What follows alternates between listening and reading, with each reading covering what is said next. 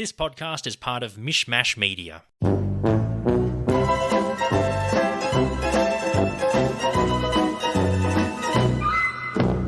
Hey, buddy. Hey, how's it going? Good, buddy. Welcome to another episode of Curbcast. My name is Ivan. And I'm Stephen. And we are at episode 3 of season 4 of Curbcast, or Curb Your Enthusiasm, I should say, The Blind Date. And Curbcast is a review podcast where we review every episode of Curb Your Enthusiasm scene by scene. And for Stephen and I, as we are watching the episodes, this is the first time we're ever watching them. So we've got plenty of seasons ahead of us, buddy. Yeah, season 11 is coming to an end. So after this season, we've got, 7 more? So a couple of years worth of podcasts for us to do, and a couple of years worth of podcasts for our listeners who we love to enjoy. Yes, indeed. So we'll probably get like memes about Leon Brown or, later Curb characters, and we'll be like, I don't understand.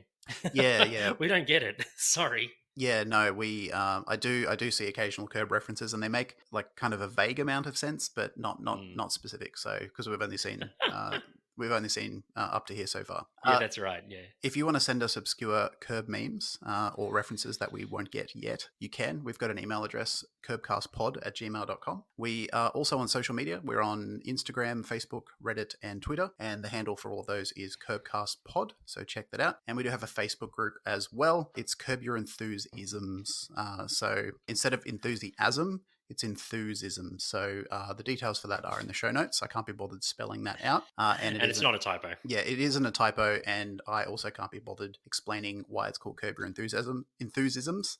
But it is a Facebook group, about 3,500 members, all Curb fans. So jump on there if you want to join a really fun community and talk about Curb. Absolutely. And yeah, Steve, like I said, we are doing The Blind Date from season 4, episode 3 today. And we're not quite on a date. We are just recording a podcast, but we're recording it remotely. So I'm blind and I can't see you because we're doing it audio only. Yeah, so when we first joined the recording session, we could see each other. So not a true blind date, but as of recording, yes, definitely a blind date. But I know you, so it's not really a blind date. It's more just this just feels like a COVID hangout, during lockdown, where you just you talk to someone on a screen. So yeah, I guess it is a date. It's a platonic videoless date. Yeah, a bromance audio date. Yeah, something like that. Why not? Something like that, yeah. Why not? Why not?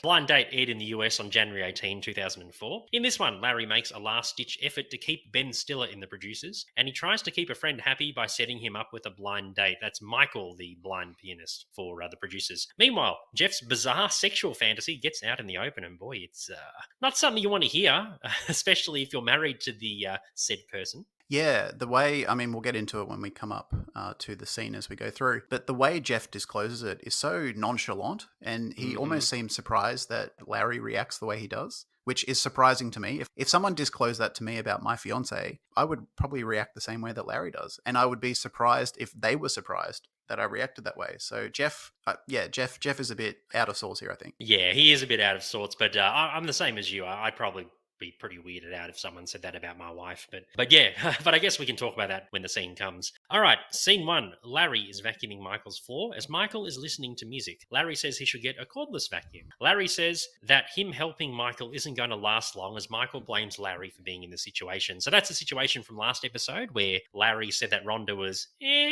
and Michael got upset with Rhonda, his ex, and Michael broke up with her. Yeah, that's right. So Larry, I don't know, he's being really nice. He kind of, I guess he is responsible for them breaking up, but at the same time, I think he kind of did Michael a favor. Rhonda was misrepresenting herself. I think she was taking advantage of Michael.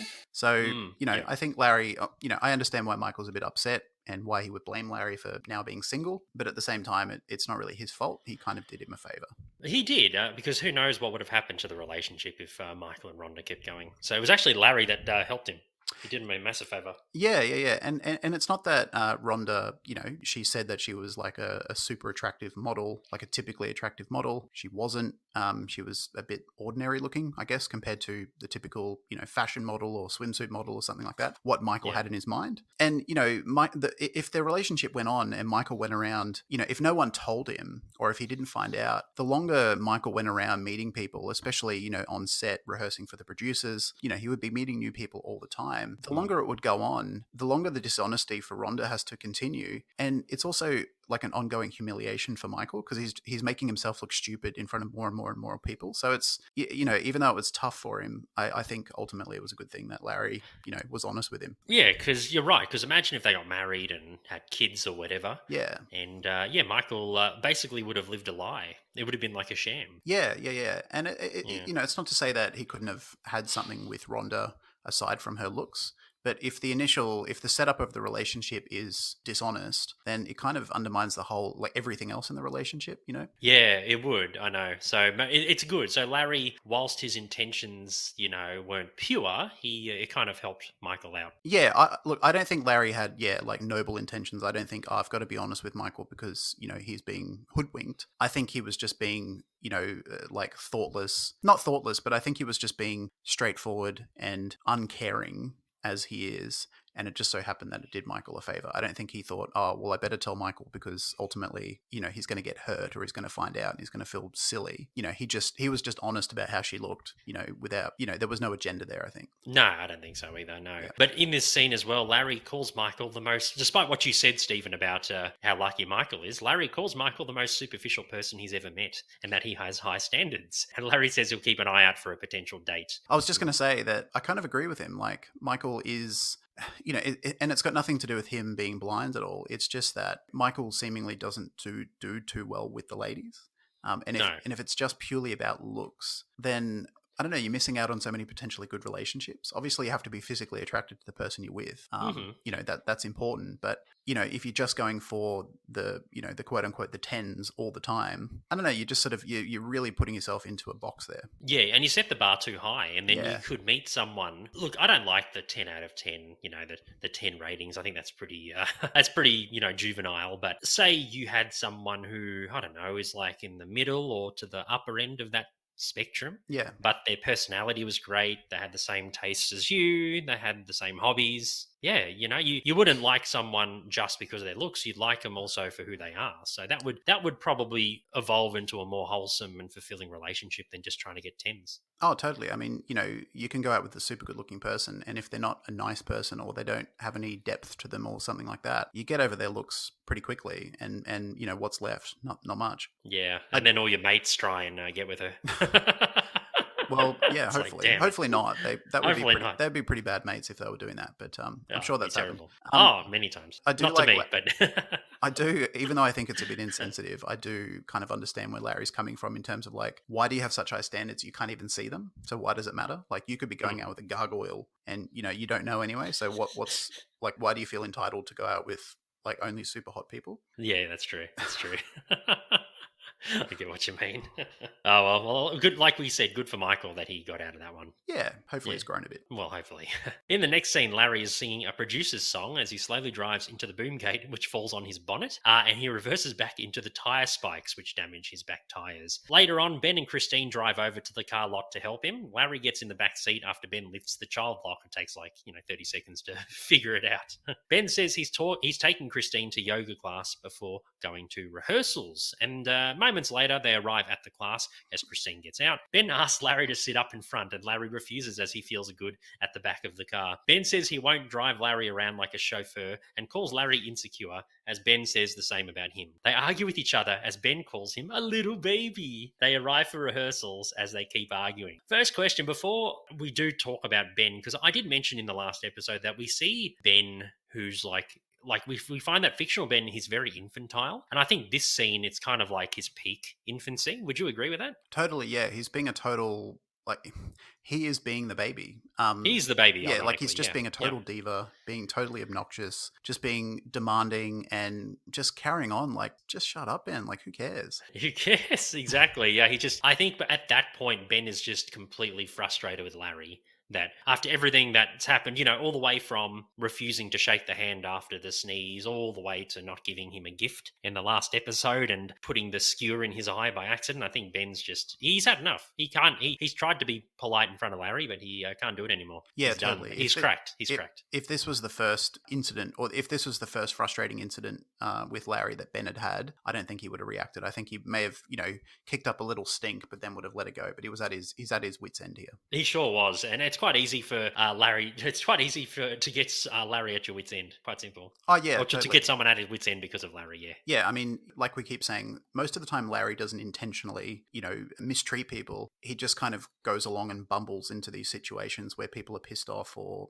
he said something insensitive. So it's sort of a bit of a what's the word? Like almost like a conundrum, because you're like, you can't take it personally, but at the same time, yeah, it would weigh you down. Oh, it would for sure. Yeah. So, but yeah, Larry, he definitely has that kind of personality to do that. Totally. I do like Larry's small talk when I think he realizes that Christine doesn't really think very highly of him, and he's like nervously trying to get on a good side and chat with her and just talk to her and get her approval. Yeah. Yeah, and when he's trying to what's the word, like make a point that yogurt and yoga both start with yo, they're both healthy, and he's just crapping on about yo, and you can tell Christine and Ben are just like, what are you talking about? Like, just shut up, Larry. Yeah. Ben, you can see Ben just gets you can see him start tensing up. Yeah. I don't know. I think Larry can sense that he's on thin ice with Ben, and that Christine probably doesn't think very highly of him, even though he hasn't done anything to her so far. I think just by extension, the way Ben feels would be, or the way Christine feels would be the same as Ben. And Christine would always take her husband's side, obviously. For sure. And he didn't sing Happy Birthday at their house to Ben, her husband. Like, yeah, of course, I understand how she feels too. And it's just like it's Larry's coming across as like nervous. He's trying to fill the silence with just mindless drivel. And he goes on one of his Larry-isms. Yeah, where he just sort of picks apart the minutiae of words and stuff and tries to turn it into something interesting. But most people are just rolling their eyes. It reminds me in a way of in the first episode where he's trying to flirt with, I can't remember their names, and he just goes over there and just babbles crap. And they just go, okay, and walk away. He doesn't know. Yeah, that's the lady at the bar. Yeah, exactly. Like, he's not smooth. He doesn't know how to just have a polite small talk conversation. It's just drivel talking at someone. Kind of, obviously, he's not flirting with Christine, but it's the same kind of nervous energy. Mm-hmm. Yeah, I mean, he doesn't intend on Christine being the 10th anniversary fuck, which is one of the themes of this season. No, but I get what you mean. I call that kind of talking post Seinfeld observations. Yeah, it's a deep dive into meaningless crap, basically. Pretty much the whole minutiae of everything, which 99.9% of people don't give two fucks about. But Larry does. Or it would be funny if it was just one line. If you just said, "Oh, yogurt and yoga both start with yo, and they're both healthy." That's funny, isn't it? Like, I could tolerate that and go, "Oh yeah, ha ha ha." But when it's just on and on and on and on, it's just like, okay, man, you made your point. Shut up. Shut up.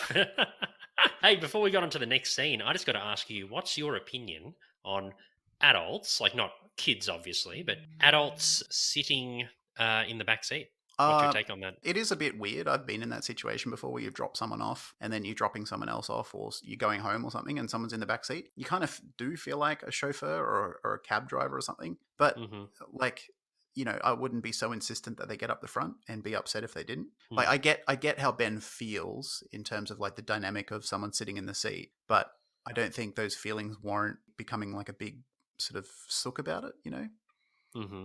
Yeah, definitely. Yeah. And Larry makes a good point. It's like, it's 2 minutes. If it was a half an hour drive, maybe, get up the front. And, that way when you're talking to someone, it's just an easier conversation because you're at the same, you're to the side of them rather than behind them. Like, having a conversation with someone in the back can be a bit, you're trying to concentrate and you might not hear them. It's a bit more awkward.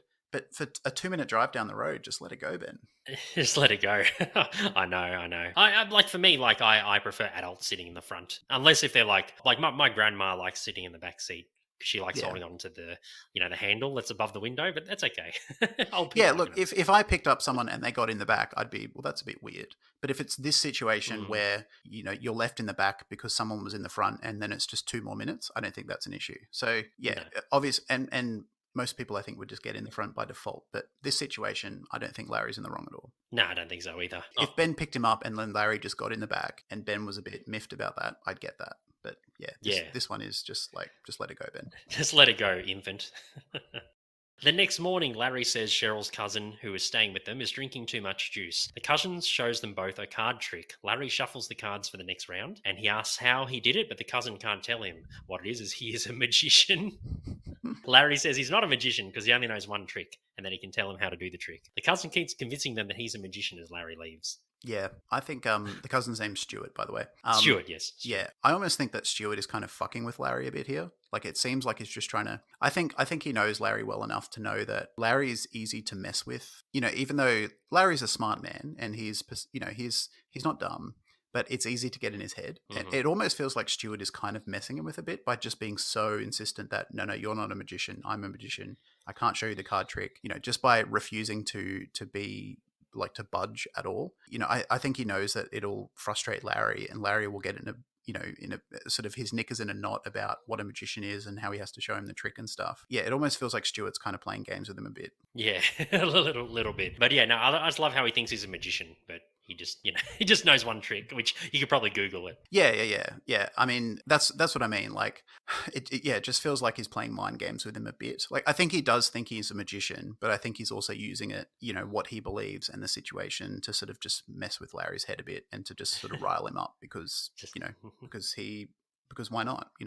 It's fun. That's right. He, well, I feel like in my opinion, like, this is the way I see it. I don't think he's riling him up. I just think he actually thinks he's a magician. Yeah, no, I think he thinks that as well. I believe that he thinks that, right. But I think he's also using that just to mess with Larry a bit. Like he's using it twofold. He's like, no, this is who I am, and this is what I think I am. But also, just to fuck with I'm going to sort of mess with Larry a bit. Yeah. What a little asshole. Yeah. I don't know. I kind of like it. Larry and Jeff. I was going to say, I respect his just like, no, I'm a magician, and you're not a magician because I can't.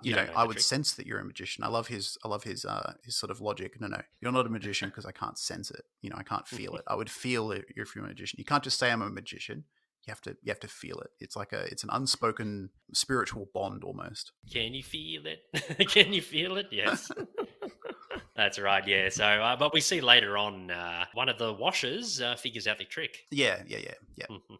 Larry and Jeff are entering Mel Brooks' office for a meeting. Jeff tells him that he went to the bathroom for a self-gratification, I should say, as he thought about Jenna Jameson. And then he tells Larry, like we said at the start of the episode, he thinks about Cheryl in his fantasies. Larry is taken aback by this. And Jeff thought he'd be flattered about hearing this, but Larry is repulsed. And Jeff says you can't control who pops into your fantasies. And I agree with what you said at the start of the episode, man. I think that's fucked up. Like, if you said to me, hey, I've done this and I had thoughts about your wife and she popped into my fantasy, I'd be like, dude, come on, man. Yeah. At least, like, if you did that, keep that to yourself. Fucking hell. Yeah, like I wouldn't. I know that would make you or whoever feel bad. Like it's just so uncomfortable. Like I agree with Jeff in that if you've got a Rolodex of spank bank material of people or situations or whatever, sometimes it is just a bit of a free for all in terms of like who pops up and who's there. I get that it's not like a scripted fantasy where you control who's in your imagination. But if that did happen, if I was self-gratifying and someone unexpected did pop up, someone I knew's wife or whoever, I would keep that to myself. Totally. Like, even if it was a good friend who I thought that maybe would find it funny, even if I thought that, like, if I thought how Jeff thinks that, if I tell this person, they'll just think it's hilarious, I would just keep it to myself anyway because it's so uncomfortable. Especially because it's your friend's wife and Cheryl by extension, and she's a friend of Susie as well. So yeah, exactly. Jeff and Cheryl are friends. So that's and it's just like, I don't know, like, your fantasies are your fantasies and you're entitled to them, but they're it's a private thing. Like, keep it to yourself. Keep it to yourself. I don't want to make a deposit at your spank bank. I've got my own bank. my balance is good. Yes. You have your bank, and we'll keep our accounts separate. Yeah, I have my own bank manager. That's how much bank. Exactly. I am my own. I own the branch. I'm the only account holder, and I am the bank manager and the teller.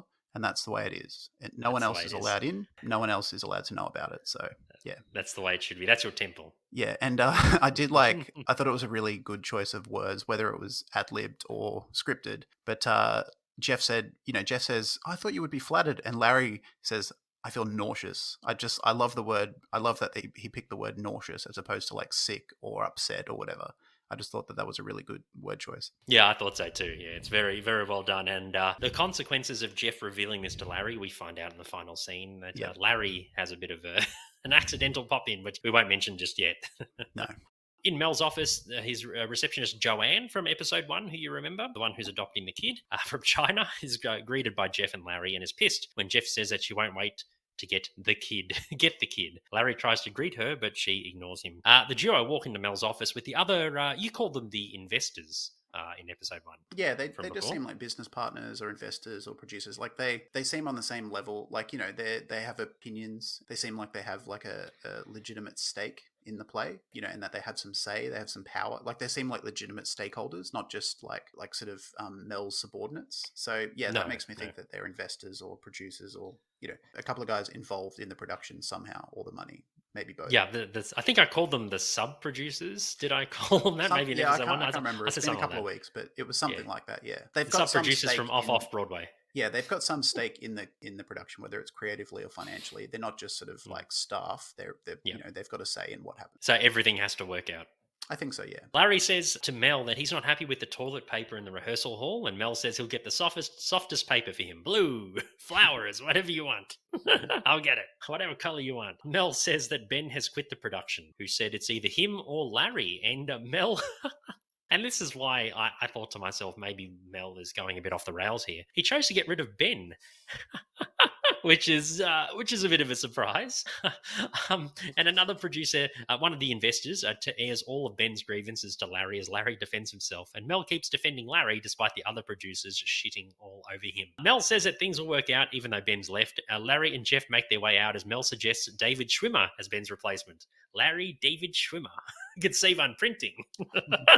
And Larry's I into love that line. Larry's into that idea. He is, yeah, and we see David Schwimmer in the next episode, anyways, which is great. Oh, no, I think the episode after, which is really awesome. The other producers tell Mel that he's making a mistake, as Mel calls Larry thrilling. So I thought in episode 1 that Mel accepting or Larry in the main role, I thought maybe he's in his 90s. Well, at the time he was like in his 80s, getting on 80. I think he's in his early 90s, mid 90s now. Mel Brooks still going. I thought maybe his cognitive decline has begun, but no, he's quite lucid and he thinks that Larry really is the one. Yeah, I think I mentioned this in season 4, episode 1, our first episode of this season. I think he's just he can just see something in Larry that others can't. He's just got that. Like producers and directors sometimes, their job is sometimes to take risks, by casting someone unexpected or, deviating a plot in some unexpected way or something like that. I think he's just like, no, I can see it. I can't explain why I think Larry's the right choice, but I just know it.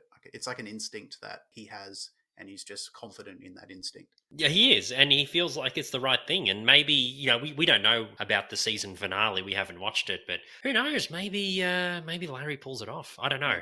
No one said anything. No one spoils it for us. No, maybe, could pay off, could not. Who knows? We'll find out. Usually the finales are usually pretty neutral or good for Larry. It's just other people that get affected. Yeah, I mean the finale from season 3 at the restaurant, like Larry turns a bad situation into something pretty good.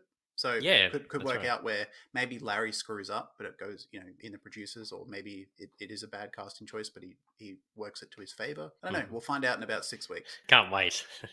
Later on, Larry drives Cheryl's car to a charity car wash as the main guy takes $10, and the other 3 washers begin cleaning the car as they're making Larry's interior wet. They're cleaning with the doors open. They're actually got the hose on and they've left all the doors open, which makes the interior all wet. Larry is looking on in disappointment, and I feel like these washers have special needs, I guess you'd say. Yeah, I think that's intellectual disabilities, maybe. I think so. Yeah, one definitely has Down syndrome, and I think the other 2 are maybe just intellectually challenged or special needs people. I'm not too sure of the other specific situations with the other 2. But I think, that's the point. Yeah, and I do like the little bad cleaning montage, where there's just like a little song and Larry's just sort of looking concerned and, they're stomping all over the inside of the car and spraying water in it and just, they're not very good at cleaning cars. No, they're not. But, it's for charity. So probably for like a special needs fund or something. Yeah, that's right. Yep. That's right. Larry is driving home as he's out of gas. He calls Cheryl to tell her this and says that he has to pee really badly. And he says to Cheryl, why do you not keep much gas in the car? Why do you do this? Yeah, why do you live like this? Why do you live like this? Yeah, hilarious, hilarious. Larry's looking for his sunblock, which he leaves in the car, and he says that the washers from the previous scene must have taken it. He leaves the car and pees on a bush in someone's, or is about to pee in a bush in someone's yard, and the lady spots him. It's hilarious. Like he's about to do it, and then the lady's like, just glares at him. Yeah, and he quickly zips up and runs away.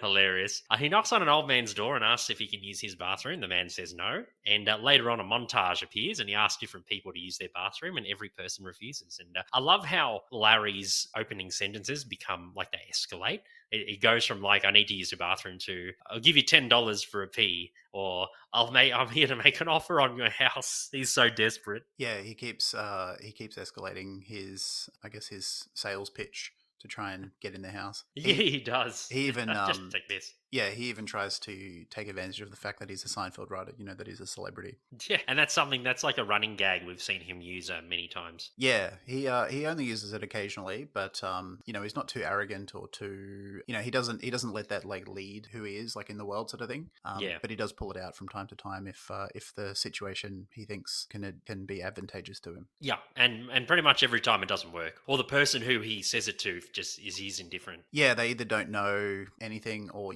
they don't give a shit. Hilarious. A Muslim lady wearing a burqa answers the door and says that Larry can use her bathroom. Larry is finished and thanks her, and the lady asks if he needs any more help. And he says that he is out of gas. And the lady has a good sense of humor as she offers to take Larry to the gas station. And she says it's hard to find a man in this town. Larry offers to make her with Michael. So very interesting. A single Muslim lady living alone. What do you think? Maybe her husband died, or maybe left her, or something. What do you think is Habus's situation? Well, I know that in conservative or traditional Muslim countries or cultures, that if the husband does leave or he dies or whatever, the now single women usually have to go back to the family home or the village that they came from. Right. And, so that they can live with the father and brothers and other men, I guess, so that they're not alone. Mm-hmm. And then, Yeah. Maybe they can move out again if they remarry. But I guess, being in America, that's not really much of a thing. Well, it might be a thing, but it's not sort of, it's not as culturally expected, I guess. Yeah. So, yeah, I don't know. Maybe maybe her husband left her or passed away. I'm not too sure. Or she's back in the family home, maybe. Maybe that's not her house. Maybe that's her parents' house. Well, I think she lives alone. Like Yeah. Like there's no indication that anyone else is there. She seems free to, again, like my knowledge and understanding is limited, but I think they move back home so that, they are sort of under the watchful eye of other men. Because Islam traditionally is a very patriarchal faith. So, I don't think Habus, if her father or brothers or another male was living with her, I don't think she'd be free to come and go and invite strange men into her house, i.e. Larry. So I think she's on her own there. Okay. Yeah. I just don't think, she seems pretty like, she's obviously a devout Muslim, but her comings and goings don't seem restricted by anything. No, they don't.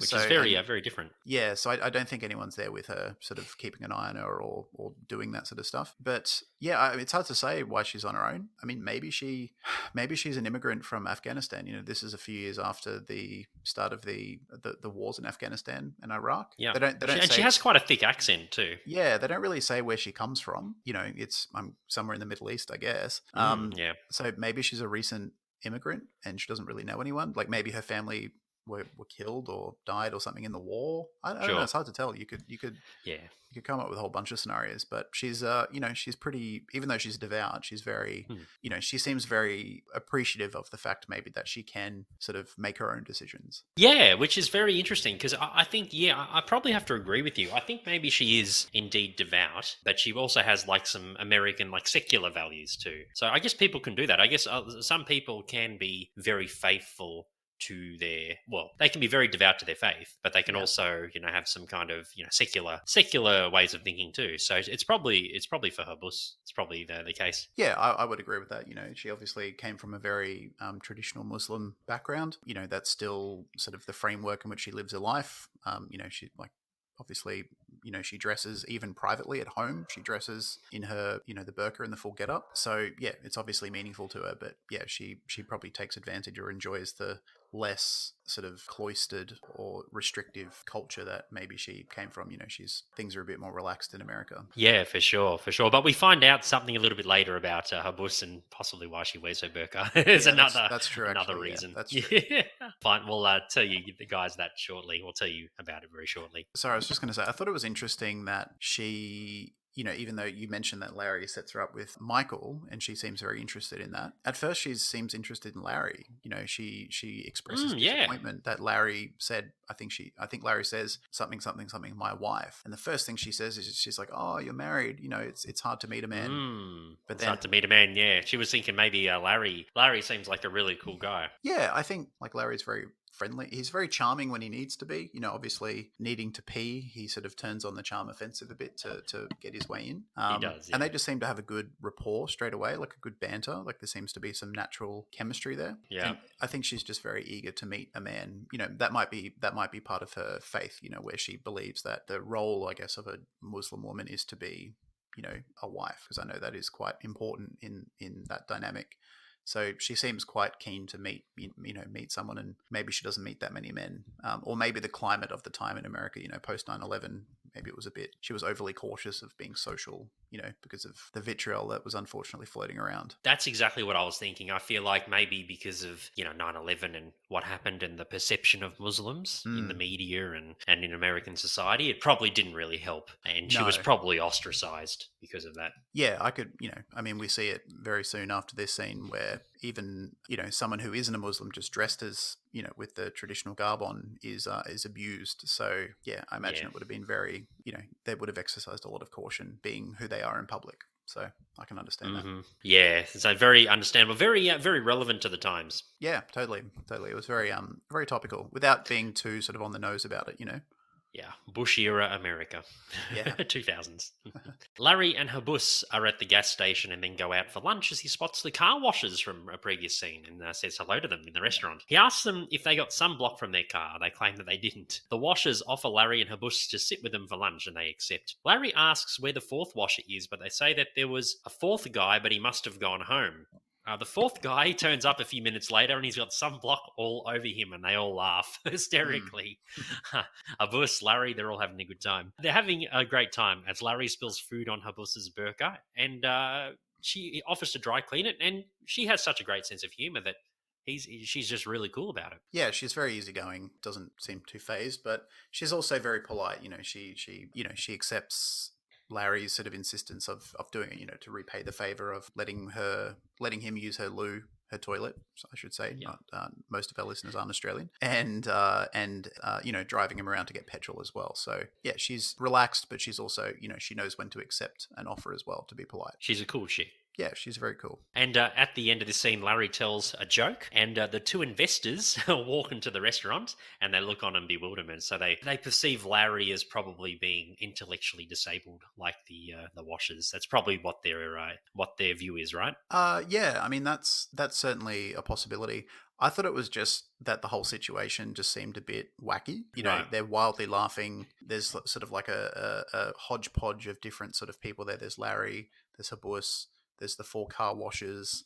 They're all a bit younger and they're all laughing. They're all howling with laughter. Yeah, it's just an odd. I don't think that they were sort of taken aback by anything specifically. I think it was just an odd scene to walk in on, and they already think that Larry's a bit off, and that just that general wackiness of that scene. A group of people you wouldn't ordinarily see together. Just kind of reaffirms that. That's what did it.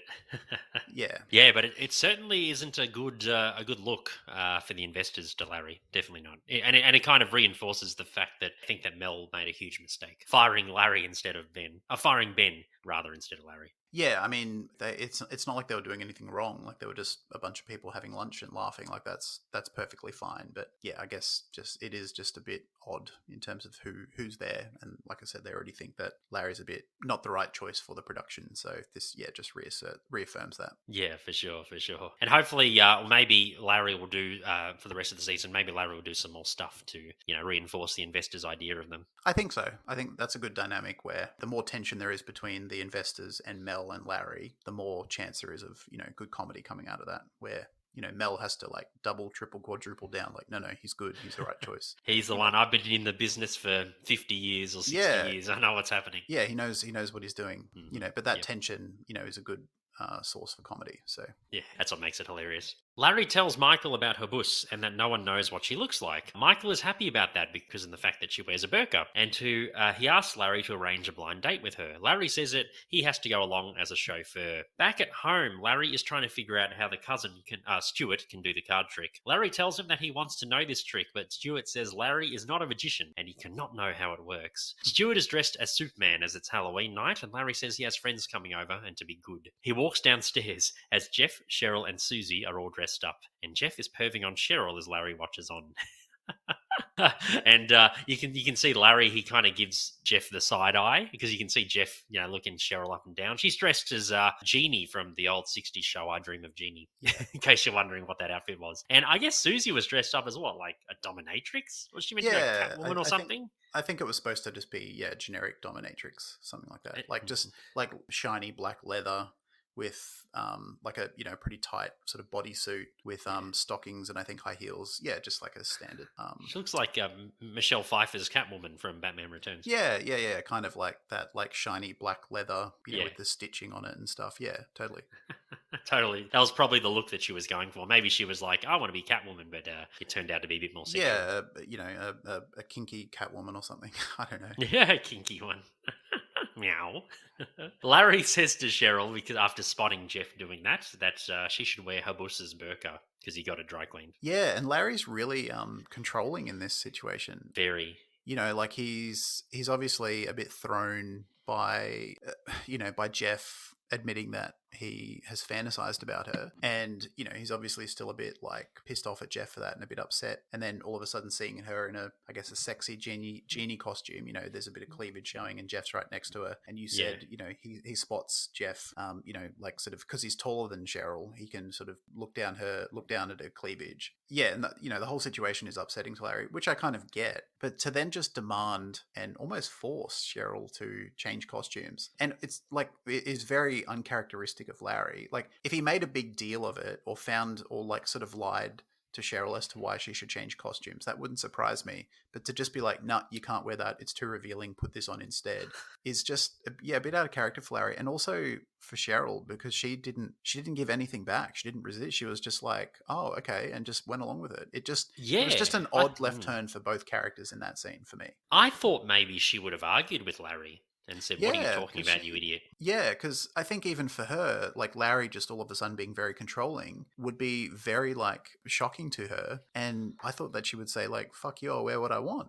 It was just odd that he was so controlling and that she just went along with it. It was unexpected I think for both characters. Very unexpected. I think the way this scene, in my opinion, if I wrote this episode, I probably would have done it. So Larry spots Jeff perving at Cheryl. Yep.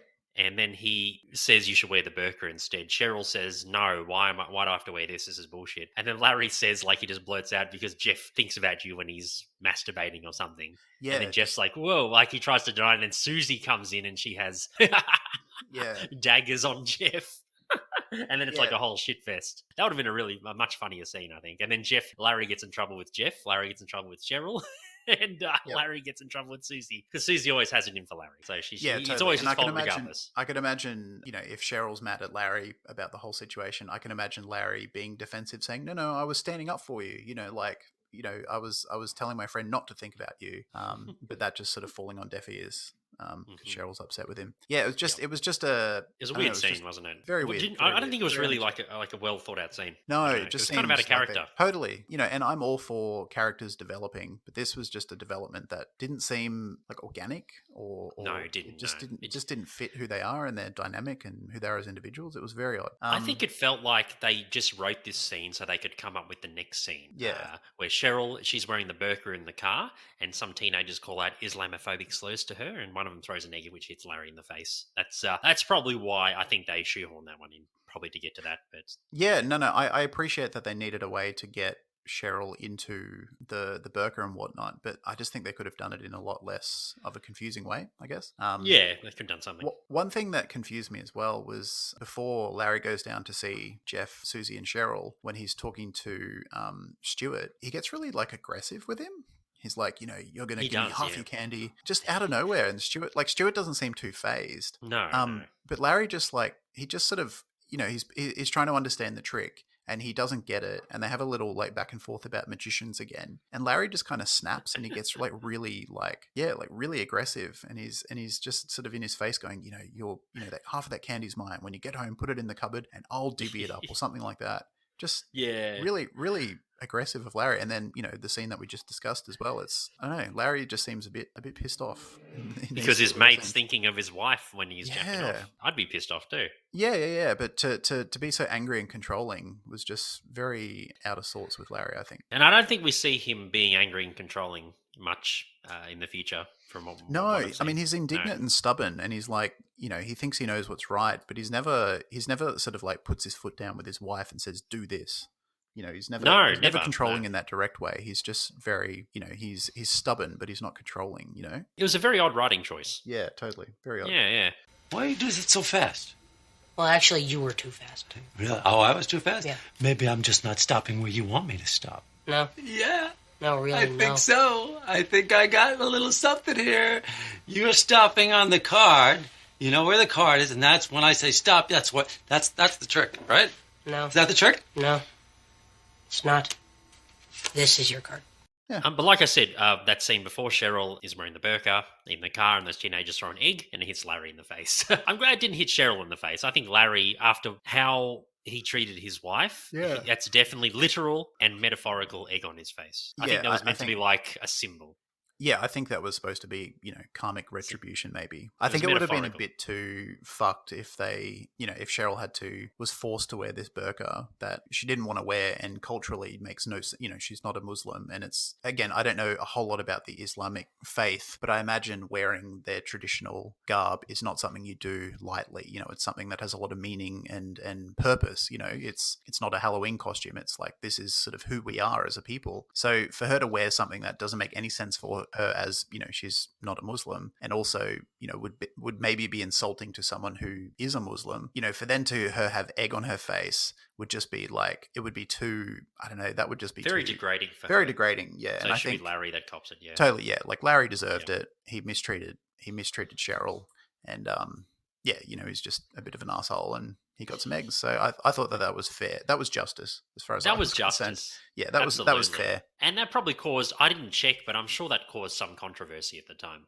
Yeah. Especially in the Muslim community. Yeah, I think just the topic in general of, Islam and Muslims and immigration, just that whole cluster of topics, anything that even touched it, and it's not a big part of this storyline really, was, just it was tricky territory in general. But, Curb goes there. They're not afraid to go to those places that maybe others wouldn't. So, well, there's an episode where Larry wears a maker cap, which is one of the later seasons, but he wears it so people stop talking to him. Yeah. So, He doesn't they can go anywhere. Yeah.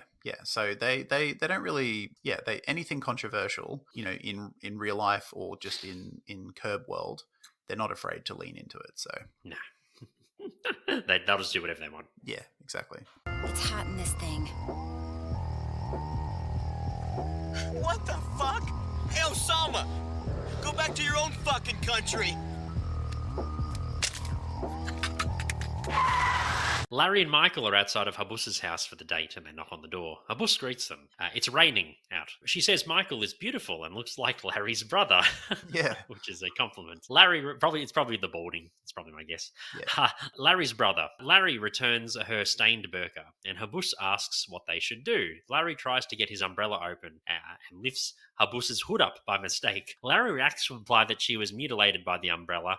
I was a bit confused about this. Was it because the umbrella kind of mutilated her, or is it because she's like not a good-looking woman? What was the joke? I got the impression that it was because she was ugly. She was ugly, yeah, okay. That's probably why she wore the burqa, yeah. Yeah, because Michael's whole thing is that he'll only go out with like super, super good-looking people, and, even a woman, but he can kind of get around it. He found a bit of a loophole by going out with a woman he doesn't even know, he doesn't, I mean, he would never see her anyway because he's blind, but, no one would see her. So it's sort of this, it's a bit of a cheat code, I guess, that, she's apparently ugly anyway. So I think that was the joke. Yeah, that was funny. And Michael, I loved Michael's face. His mouth is just gaping; it's wide open. He doesn't know what's going on, and he's kind of listening to what's happening and what's being implied. But Habus runs off in horror, and Michael is horrified. And Michael thanks Larry and says, "Thanks for trying anyway." And Larry says, "That's it." And then they walk off. Yeah, they just seem totally like, I think for Habus as well, like, again, I'm just taking a stab, but I think showing your face to, two men who are still relative strangers, is maybe a bit taboo in traditional Islamic culture, maybe. I don't know. If anyone out there knows whether that's the case or not, I'm happy to be corrected, but I think that is the case, Yeah, so possibly. I think, for her, there was probably some shame as well, as if she's been exposed, Unmasked, she's gone against so to what is speak. an important aspect of her faith. Sure. It's- But she kind of, and then on the flip side, she uses the burqa to hide her, perceived unattractiveness. Yeah, it's probably a bit of both. It's an important thing for her because she's devout, but it also, keeps her from maybe, feeling bad because she doesn't feel like she's a good-looking woman. She has low self-esteem, possibly. Yeah, She kind of puts on that confident facade to hide it. A lot of people do that. Yeah, I mean, with the burqa on, she's got no self-esteem issues. She's confident and like She's great. charming, and just like she's awesome. But yeah, without it, obviously, makes things a bit harder. A little bit harder. Oh, poor Habus. Well, hopefully we see her again in a later episode. She might come back and take revenge on Larry for somehow. Yeah, And- let's see how we go. It bothered me a bit how unfazed they seem. Like, I know the joke is that, well, she's ugly, it doesn't matter, like, sort of like swings and roundabouts. But they were just like, well, that's unfortunate. And they just sort of walk off into the rain. Like, they don't see if she's okay. They're just totally unfazed. No, they're just like, whatever. Yeah, and I was just like, I mean, it didn't surprise me that much. But I thought at least, Larry really liked Habus. Like they really had a good rapport and friendship straight away. They did. So the fact that, he wasn't just friends with her because she was a potential date with Mike. I think he actually liked hanging out with her because she's just cool. So the fact that he just is totally unbothered by accidentally upsetting his new friend, it's just like, Larry, like, what are you doing, mate? What are you doing, mate? Just, walk in there or do something. Like, don't just go, don't just shrug your shoulders and go, well, worked out for the best and walk off like that. It's just You got to do other things. Oh, No, well, it's that's Larry. It's just fucking cold. He just wanted to move on to the next thing. Cold-hearted bitch. He is. We've known that for 4 seasons, or 3 and a bit seasons now. Yeah. In the final scene, Stuart is showing one of the car washers the card trick, and the washer figures out the trick. Cheryl asks where Larry is as the camera pans to the ensuite, or the bathroom upstairs. Larry is fantasizing about Katie Huffman from the previous episode. As it is implied that he is self-gratifying himself while thinking about her. Susie, in her Catwoman outfit, accidentally pops in and berates him. She tells him that she will be in his fantasies wearing this Halloween costume for the rest of his days. Larry goes back to reality and he walks out of the bathroom in shock. Yeah, Poor he's shaking Larry. his head. He's almost got like a post-traumatic stress. Like, oh, what have I? What? Oh my Yeah. god! Yeah. Because I forgot to mention in the scene with Jeff perving on Cheryl, we noticed Larry looking at Susie. He kind of gives her like a little, like, the eyes up and down a little bit. if you notice. No, he does, and I think because there's such tension and rivalry between those two. The fact that he now sort of sees her in a sexual way, whereas before he probably didn't at all, is kind of like a bit confusing to Larry. He's like, oh, what? This. How should I feel? How should I feel? Like, she's looking good, but I also am like, she's my mortal enemy in a way. It's a bit confusing for him. Yeah. Oh well, he'll probably won't be wanking for a little while. No. I think that was a bit of a boner killer. I do like how when she's berating him, I think she calls him a bald sick fuck or something, or a sick. Yes, fuck. that's right. Or she's balding sick fuck, something like that. Yeah, something like that. Yeah. Yeah, and it was she just did. it was very Great. funny. I'm going to be in your fantasies for the rest of your days. Yeah. Starts laughing. It's great. And that's the end of the blind date. So, Stephen, out of 5 Larrys, I didn't like this episode as much as the last 2. I'm giving it 2.5. What about you? Okay, I give this one 4.5. I really. Oh, liked it. you liked it. Really liked it, Yeah. huh? I yeah. really like the character of Habus. Yeah, she's great. Yeah, I just loved all of it. I thought it worked really well together, well written. Yeah, it took a lot of left turns for the most part. I thought they were good. The scenes towards the end where Larry was a bit controlling to Cheryl and got a bit aggressive with Stuart were a bit like, I wouldn't have chosen those if I was writing the episode. Yeah, that kind of put me off. That kind of put the episode down a couple of notches for me. Yeah, it just didn't make sense. Yeah, no, fair enough. But yeah, overall, I think this is the strongest episode of the season so far. Oh, very good, mate. Very good. Glad you liked it. Excellent. Well, that was The Blind Date, Season 4, Episode 3. And next week, we are doing The Weatherman. That's an episode that I enjoyed a little bit. I quite like that one. And next week, it is the debut of Larry's constant foil, who appears in later episodes, Marty Funkhauser. So that'll... yes. So he makes his debut in this episode. Okay. So, I admittedly haven't watched it yet, so I look forward to seeing that. All good. I've already seen it. I watched it last week, but yeah, I'll but I kind of forgotten some of the episode, so I'll watch it again and have it already. Fair enough. Yeah, that'd be great. But anyway, that was Curbcast. Thank you so much for listening. It's been great.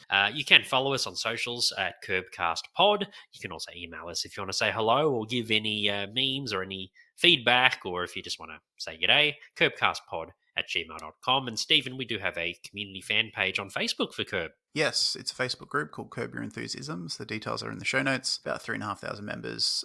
It is a Curb Facebook group. Awesome, awesome little community of Curb fans. You know, sharing memes, scenes, content, all sorts of things. Larry David and Curb related. So check it out. Indeed. My name's Ivan, And I'm Stephen. and we'll catch you next week for The Weatherman. Take care of yourselves and each other.